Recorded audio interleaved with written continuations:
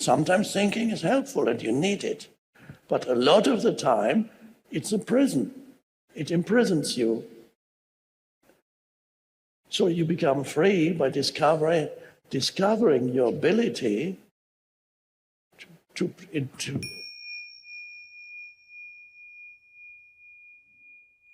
another helpful entry point into present moment, that has been used for thousands of years, is quite simply your breath, your breathing. Simply become aware that you're breathing right now. Even without wanting to do any particular type of breathing, become aware that your body is breathing. Become aware means you can sense that the breathing is happening.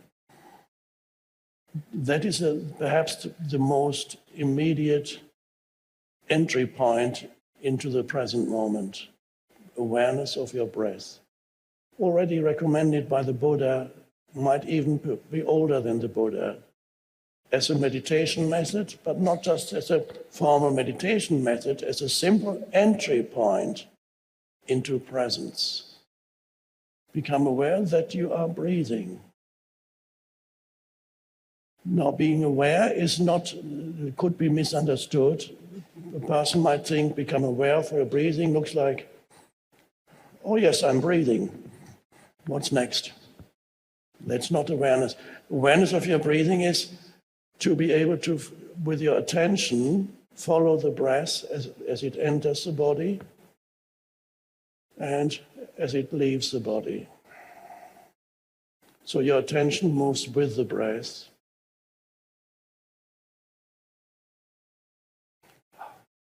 Now what that does is, quite simply, it removes effortlessly, it removes thinking.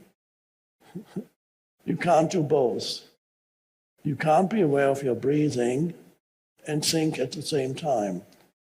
Occasional fragments of thoughts may come in, but they immediately dissolve again. You can verify for yourself. Are you breathing? Just checking. Are you breathing? Are you aware that you're breathing right now?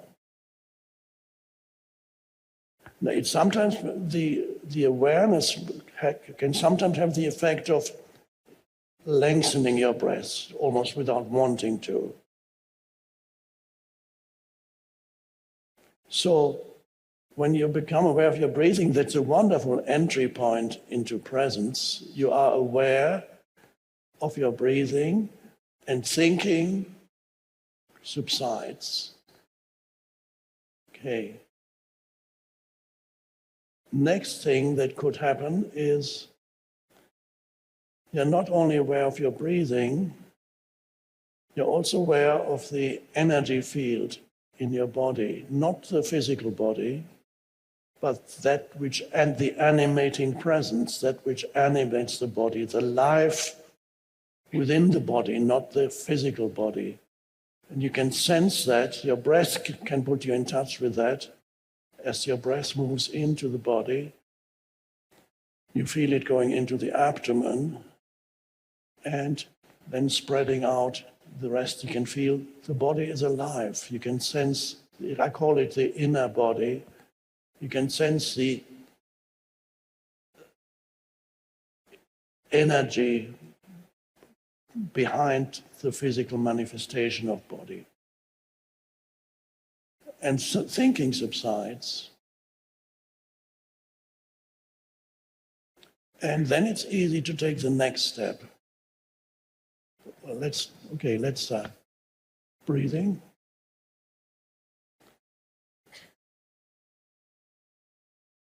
Beginning to feel to some extent there's an energy field behind the physical body, within the physical body. Sense perceptions. Now you're able to look around and to listen and to hear. Let's just talk about the two predominant sense perceptions, seeing and hearing. And you're able to, and this is an important part of it, you're able to perceive without labeling, without interpretation. This room, flower, man sitting on a chair, and you just see it, but you don't interpret it, you don't label it in any way. You just allow it, again, allowing it just to be as it is. What is there to interpret? You can perceive it without thought, just through awareness, instead of through the veil of thinking. Perceiving through awareness rather than always perceiving through the veil of thinking. Sometimes thinking is helpful and you need it, but a lot of the time it's a prison. It imprisons you. So you become free by discovering your ability to perceive without needing to interpret what you're perceiving. And you know what you're perceiving, but this knowing is not conceptual anymore. When you look at another human being in that state of perception, of non-conceptual perception, in a way you know that you're looking, that there's another human being, but not conceptually. So you discover a deeper way of knowing that humans have in the past perhaps they had it a bit more than they have now. You can know something, there's a knowing through concepts, but there's a deeper knowing where concepts are not needed. So you can look at a flower and you can know this flower without knowing anything about it and without telling yourself anything about it. You perceive the flower in that space of stillness. And you know it, but not conceptually. You know it at a deep level because you can sense. This sounds a little strange, perhaps. You can sense the beingness of the flower, which you could never sense through mental concepts. You sense it is alive. You sense that there is an essence in the flower that is far beyond the surface appearance of the flower. There's far more to it than what you see on the surface. But it begins with a surface perception. And then if you don't label the surface perception, a depth reveals itself to you that is in all things. A depth that is there that you could never grasp through mental concepts. Now, if you do it then not only that, there is a sense of oneness with that which you are perceiving. When you perceive through concepts, there is immediately a sense of separation from what you're perceiving. So that there's this sense of oneness, like the flower and you. It maybe sounds a little mystical, but it's beautiful. The flower and you become almost a single thing. You merge with the flower, so to speak. Or it can be a tree, or it can be anything. Now imagine with a human being. Now you're in front of another human being, whether it's a stranger or somebody you know very well, your partner or a stranger, doesn't matter. Now you're looking at a human being. Now usually when you are trapped in mental concepts, you have immediately a screen of labels through which you interpret this human being. When you let go of that, you can sense something deeper, just as you could in the flower. You can actually sense the being of that human. And this is why I love the fact that the English language does not have a word for human being. There isn't a single word. In the past, they used man to signify men and women, but you can't do that anymore because it's just... So the German has a word Mensch, which is a human being, could be a man or a woman or any other gender. Now we have human being. The way I use this term is the human is a conditioned entity, you as a person. In most interactions, that's all you ever, the human interacts with another human. That's all there is when there's absence of the spiritual dimension, unawakened relationships. There's only an interaction between one conditioned human with another conditioned human. Two forms of conditioning interacting, and it's not surprising that very quickly conflict arises because of the two types of conditioning. So in almost every interaction, in the absence of the spiritual dimension, conflict is virtually inevitable. So the human interacting with another human, but where is the being? Because you're not just a human, you are a human being.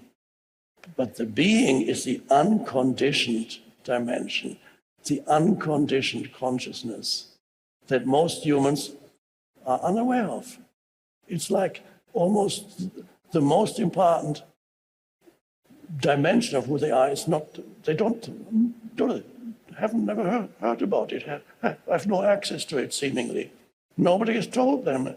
Even if they go to churches, they didn't quite, if they could see the deeper meaning of the teachings, everybody would know it. In every human in yourself, there's a human level which has its forms of conditioning, it has its characteristics of the personality, its weird kinds of stuff, but behind it is the being.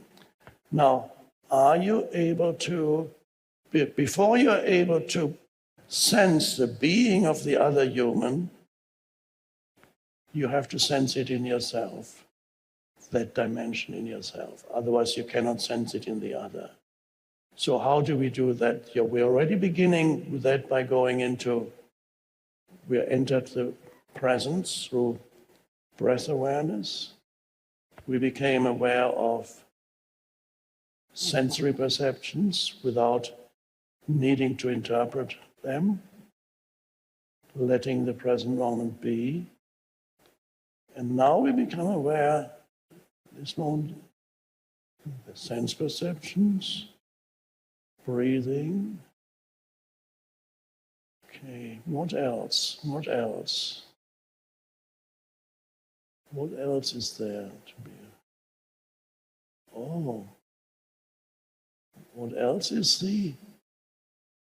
the awareness itself that makes it all possible, that makes sense perception possible, that makes thinking possible too. So the question arises, are you able to be aware right now that you are aware? Can you sense the beingness, that is the awareness when it becomes conscious, the beingness in you behind the person? Thinking does not help you. Thinking is the hindrance. So you let go of trying to figure out through thinking what it is. If you open up a moment of no thought, like now, this space between my two hands symbolizes a space of simple, pure awareness.